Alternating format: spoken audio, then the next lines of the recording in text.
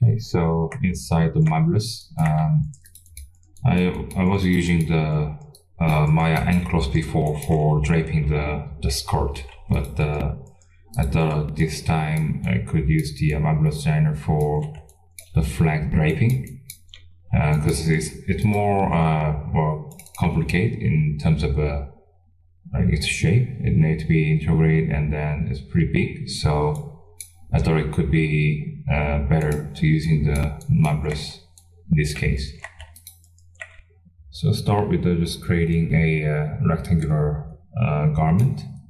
So just go and then click S, hit S, or click this button here, and which will create a rectangular shape.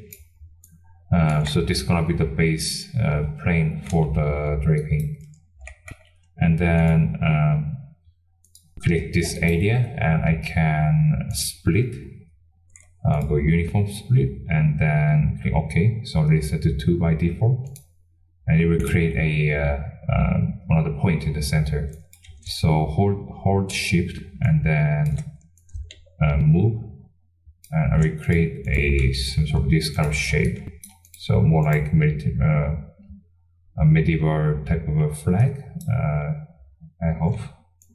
And hit A to select the entire object, which is this entire garment, and then reshape it.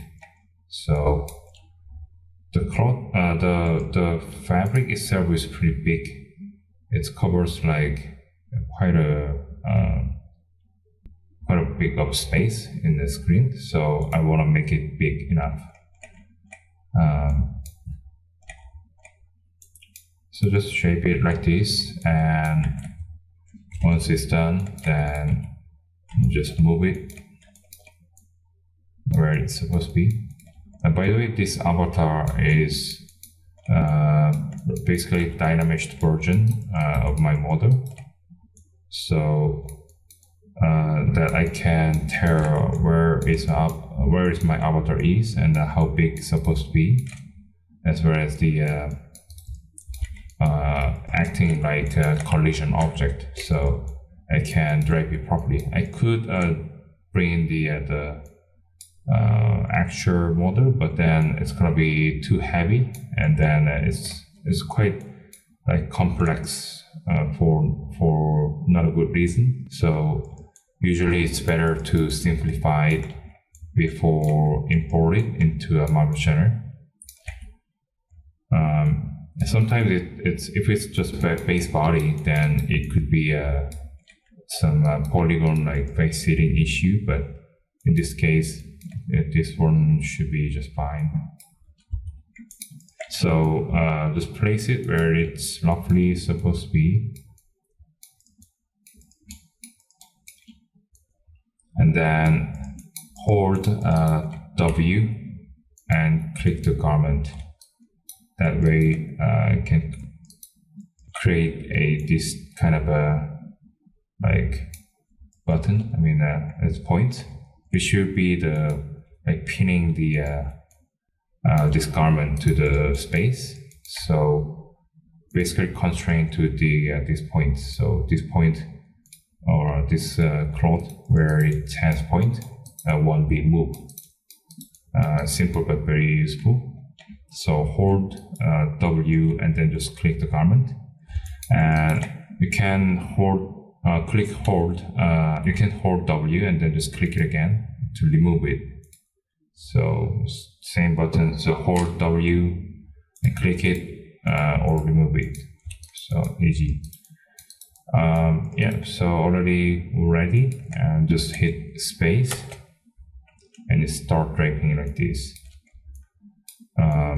Obviously I don't want to drape it like this way, and then I think it's a little bit heavy, so I will reduce the particle distance to maybe like 30-ish for now, and undo it.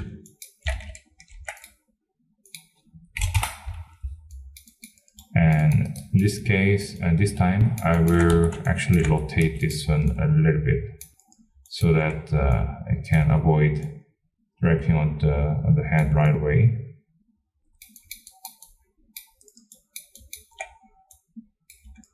you probably won't see this area much, so I don't really care so much on this area. Just the area that we're gonna see here, right, is mostly this area. So hopefully I can get nice drape on that area.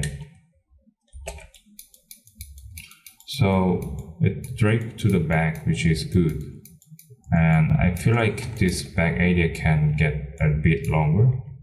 So hit Z, which we're able to select the component and then just move it. So hold Shift and then move it to the side. We're allowed to move the it's basically constrained to the horizontal axis. So it gets a bit longer.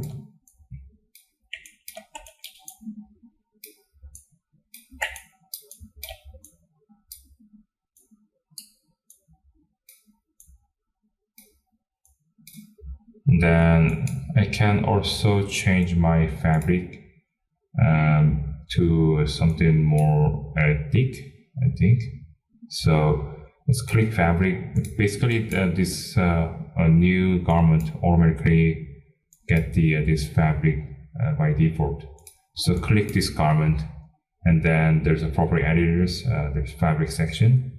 Then you can create extra fabrics if you like. Or fabric 1 is assigned by default. So you can change it here and even change the color if you want. And then click this fabric, we're gonna change the property itself. So you can go really detailed for each AES section, but I usually just go and then select any of the presets. So this one could be like linen or a canvas. So I will just try canvas first. And it's a bit heavy, so it's kind of draping in a different way, and then it probably have less like fine wrinkles as well. So I just hold W to adding another point as constraint. And you can actually click without holding anything, just click and move this pin around the space. So it could be very useful as well.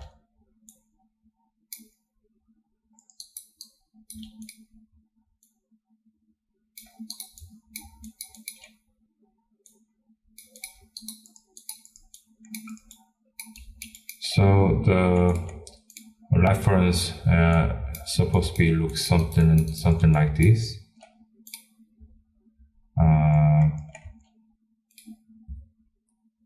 I think it's very close. This one obviously is not super natural. It's not very natural on this coverage here. So first I will go back to the 20 and draping again so that I can get more like smoother wrinkles. And then hold W and then click this point again. So it can get nicer curve and then stop here maybe. So I think this one will probably work. So let me export out this one. Before I export, just click this one and then I can click a remesh. It's gonna do some process and then it's gonna take some time. It will give me a nice like remesh on this garment. So if I change this to a wireframe view, which is this one. So you can see here the default state is a very messy triangular surface, but then a remesh will give actually quite a clean surface. And there's some triangles here, but those are just fine. It's not a big deal. So I'm gonna just export this out.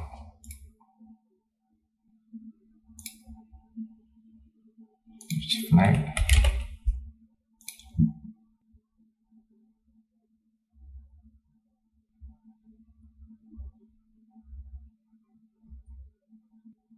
And in the export option, I usually just go with the thin, unless there's a special occasion. And then word on word, since it's just a single garment, onward is just fine. A single object, and most of the settings should be just fine. And I was imported as a centimeter, so I'm gonna also export out as centimeter. A unified UV coordinate. This one's supposed to be keep this one in the UV tire, so I usually turn this on. And rest of the settings are supposed to be good to go, so I just click OK and should be good. So let me bring them inside of Maya. All right, inside Maya, where this is the updated pose. I decided to add the flag. Before only had the sword, but thought it's gonna be better to match with the actual reference. So import the flag that I just made from Marvelous, and there you go. So it comes with avatar, which I forgot to turn off the avatar for export selection, export settings. So I'm gonna export OBJ, or I can select the flag and then export selected, or I export OBJ and then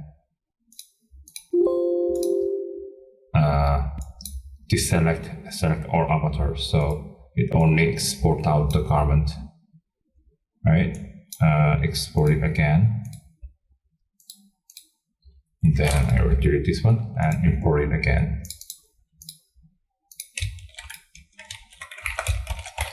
Right, so it's a flag. I think it looks right from the views that match with the concept art. It's sitting close enough. It's obviously it's not like 1-to-1, but I think it's gonna be fine. So let me texture this one. This is just a cylinder, by the way. I haven't really modeled anything. Yeah, just pure cylinder. I will maybe just adding some extra subdivision here, and then just finish it as is. And the UV wise, the default setting it retains UV like this way. It's there, so you can use it. Yeah, but the scale is obviously it's not correct, so I'm gonna just lay out UVs and then just place them somewhere in the center for texturing. And then the pole, I will just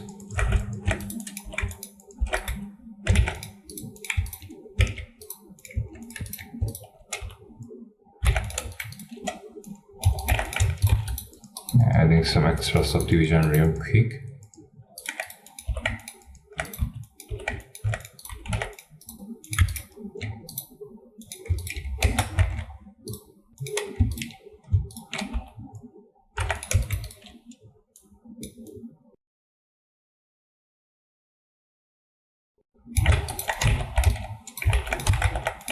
Yeah, I could add some like metal pieces on top, but then I mean I don't really plan to render like this at all, so the top area won't be visible anyway, so I think it's gonna be just fine this way. And freeze transform this one, so I'm gonna just freeze it. And then unfold it and lay out it again, so like that. Or this one is not very like efficient in terms of a UV space you utilize. I could cut it in half. And this one is kind of down to the texture artist preferences, but let me just cut it half because I'm gonna texture but anyways. So just create with share, and then it's still, I mean, doesn't really use much, but I will just painting it this way. So flag and then the pole. I'm gonna assign release shader on each one. And then let me open up the hyper shade. It's a bit slow.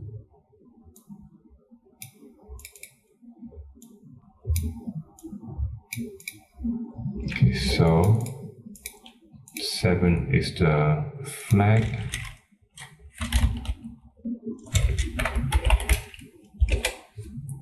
And then 8 is the pole. So flag, pole.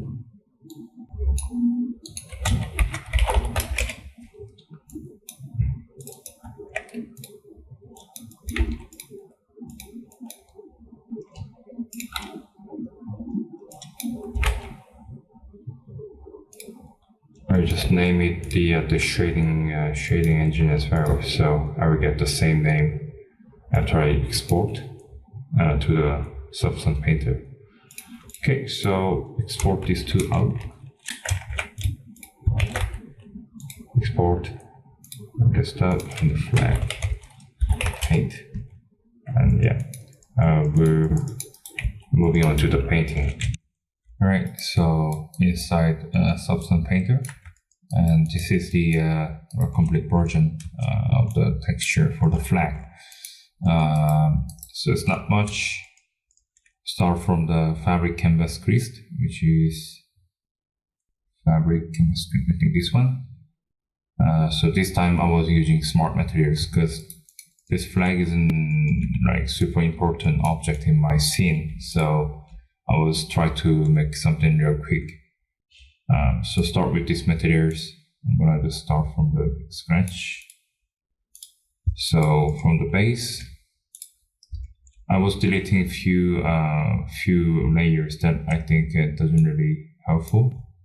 And then the base fiber, increase the some settings here, like noise scale, so that I can get like finer scales on both X and Y. And H4, I haven't touched it much, so it's only give a nice fold effect on the like curved area. So I think it's kind of helpful to break up some looks here. And then dusted layer here, I think it's only happens in like occluded area. Also, I think it helps to break some textures in the sharpen. So we're gonna generally sharpen the overall look. Will probably helpful in time for the baking. And on top of this, I was kind of laying down a general like noise color.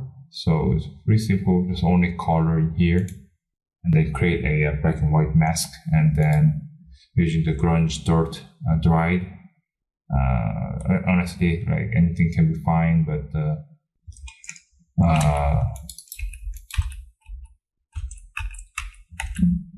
base color. So this is the base color without the well, I can't really see much, but this color and then without. So basically, this kind of a noise color. I always try to make something more looks kind of stained. So this is how it looks. And on top of this, there's a Anger like painting, or I actually got this from the like actual Joan of Arc painting, which might be done like long time ago in the medieval era, but I took this part and this part to project it on my flag. So one for this Anger, and then the other for the letters. It's a bit hard to see, but I was projecting on top of the UVs, so it's there. I mean, again, it doesn't really matter much on my purpose as long as it's sort of the it's kind of patterns on the flag. So there's something going here. And next one is the edge one. So just like the skirt on the armor, I wanted to break up some edges so that it's not look so perfect. Yeah, some can maybe done in a model as well, but I only did in painting, so I can save some time for modeling. And then last two are the overall dirt layer, because I mean the same as the base color, but like generalized color, but this one it's more like brownish, so that it's actually looks like some sort of dust. So this is the layer, how it looks like. I was using the 3D distance, this one, so that I can get the mask out based on the position. So you can play with this to get different type of mask. And on top of this, the grunge white dusty fill layer with the linear dodge. It's been added, so I can add extra breakup here. And next one is basically same copy without the distance, so I can exaggerate a bit more of this dusty kind of look, like stained look. So yeah, that's for the flag. And then the pole is also rather simple.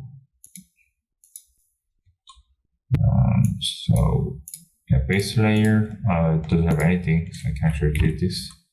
And then start with the plastic glossy stained, which is plastic somewhere down here.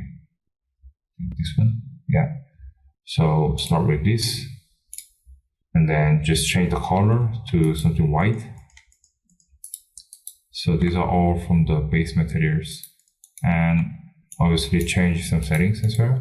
So dust, and then actually I haven't changed so much.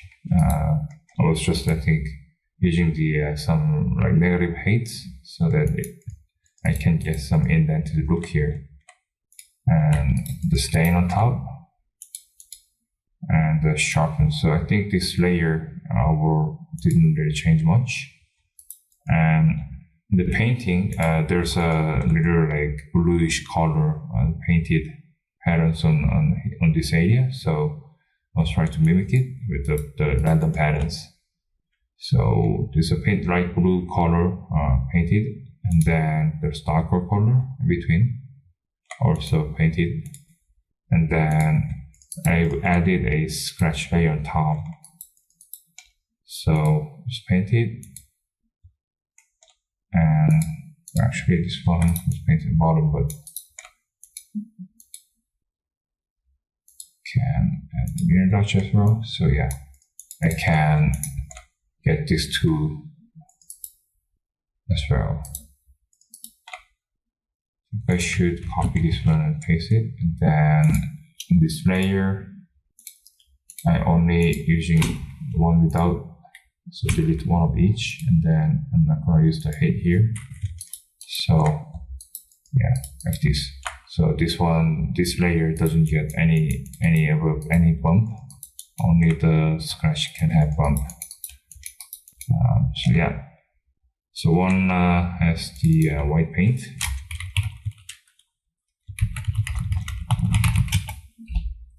And then one has the scratch.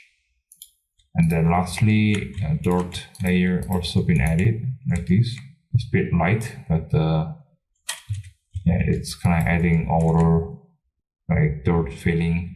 Maybe because when you're touching something quite often, especially like this kind of a white, maybe painted wood or something, it kind of leaves the stain from the hands mark. So yeah, that's all the painting layers that I've done for this flag. So I'm gonna export this out and then import into Maya so that I can continue to look that work.